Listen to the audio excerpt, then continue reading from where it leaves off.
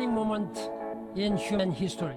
At the United Nations High-Level Political Forum, HLPF 2025 in New York, this year's theme, Healthy Sustainable Development for All, sparked a bold conversation on a quiet crisis, noise pollution. Chairman Mike Zhang of the Global Alliance for Sustainable Development hosted a special forum on health. For him, the connection between wellness and silence isn't abstract, it's urgent. This time at the UN Sustainable Development High-Level Political Conference, we held a forum on health for all we believe in global sustainability. Good health and well-being is crucial for everyone. Without health, sustainable growth fails. So in our forum on health, we promoted sustainable healthcare. Throughout the health industry, we believe a quiet living space is vital for everyone, if one can sleep in a good environment. A nice living space greatly helps physical and mental health.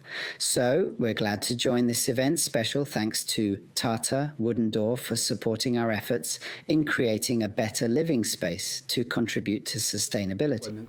His solution? Healthy silence, a concept backed by practical innovation.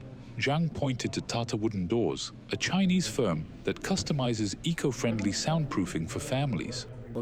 First, we need to utilize global resources and global experience to share advanced countries' standards for peaceful living environments.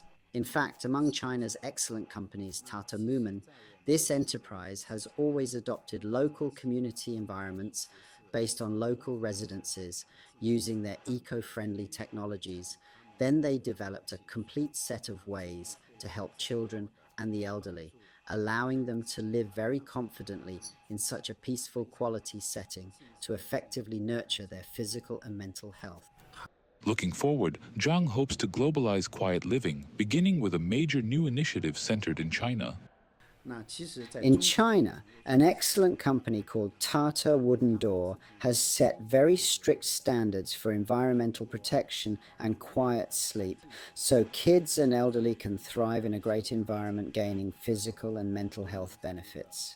In this area, we've established many international standards. We're about to launch an international habitat environment forum aiming to focus global resources on China. We'll organize together how to provide everyone a quiet environment where sleep improves their health.